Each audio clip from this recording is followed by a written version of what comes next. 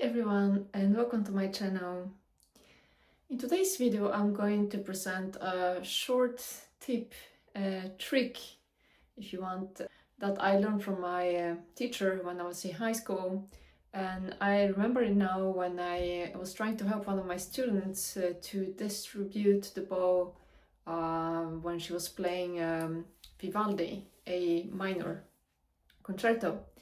And she was really struggling to find a contact point, and she wanted to move from the frog to the tip, and the sound is quite uneven. So I tried to explain to her how to do this trick. And then she asked me, why don't you put this on YouTube so more people will know about this trick? And I called it, not me actually, my teacher called it the Z bow. And it's because of the letter Z, which is long, short, long. And this is a trick that you can do when you want your sound to be even, but you want to move from one point of your bow to another without your sound changing, especially when you play the short bow. So I will try to demonstrate this for you and move from the frog to the tip, playing the Z bow.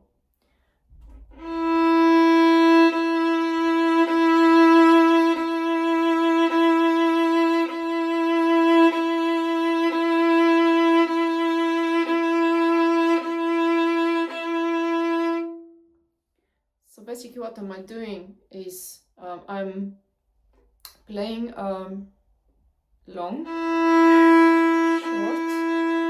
long, short, long, short. And in that way I can almost invisibly move from one point of the bow to the other. Well, you have also a couple of things to think about. First, of course, you need to have a proper hold of your bow. And you need to be relaxed and not tense in your fingers or on the arm or anywhere for that matter. And then you should apply a little pressure on the bow with your point finger when you play the short bow. So let's say you move the long one first. Here comes the short. You put a little pressure with your pointing finger.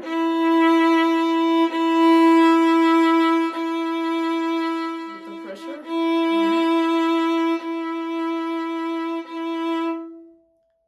Another thing to think about when you do the Z bow is also to move the bow slightly faster on the long bow. So I'll play long, short, long, short, long, short. Of course, you have to make sure that your bow is absolutely parallel to the bridge. So there are three things to think about: your bow parallel to the bridge, the pressure of the bow, and the speed of the bow. And this is quite much what it's important for your tone production. But in this little trick, you are basically trying to move from a point that you are to the point that you want to be. So let's say the opposite, you want to be at the frog, but you suddenly are on the tip of your bow. So it applies exactly the same thing. So you play, let's try on E string.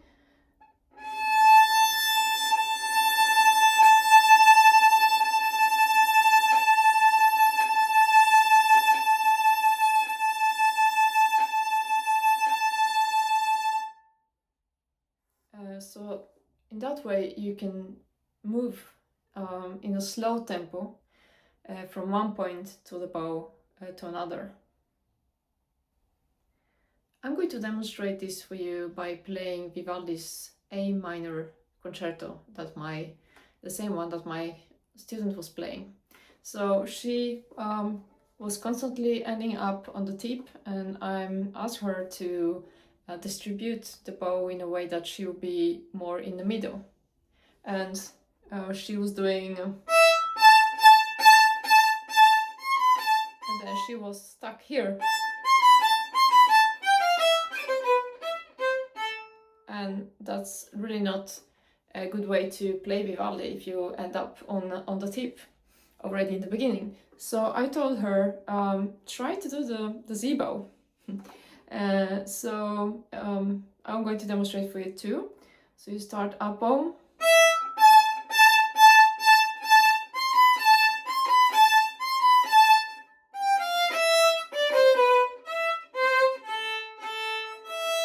So do you see how I moved from the tip to the frog? I wanted to make it more visible now, so of course you have to listen to the tone you're producing and make it even, and do the accents that you are supposed to do.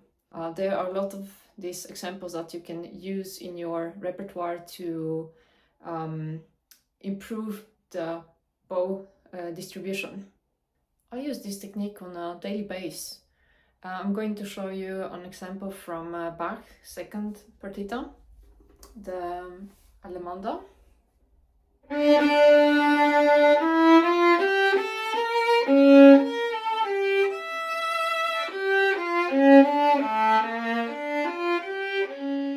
So I wanted to start from the frog and keep the bow quite much on the same place, because then when I have the long note down bow, I want to have space for it.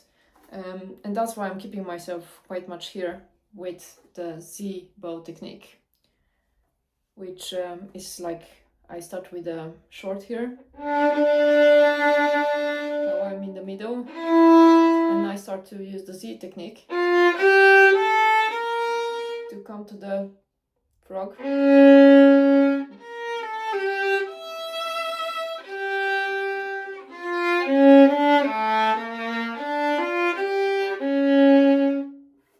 And there are a lot of pieces that you can probably apply this technique. I hope this video was helpful, and you can apply it to a repertoire of your choice. If you like my videos, please don't forget to hit the like button and subscribe for more videos, and I will see you in my next one.